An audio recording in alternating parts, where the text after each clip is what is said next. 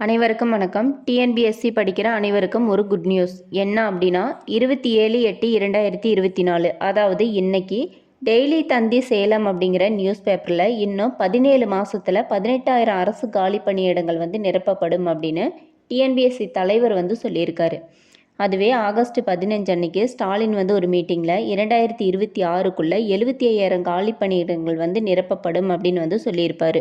இதிலிருந்து என்ன தெரியுது அப்படின்னா 2025 உறுதியாக டிஎன்பிஎஸ்சி குரூப் 4 எக்ஸாம் வரும். இதில் எந்த ஒரு சந்தேகமே கிடையாது.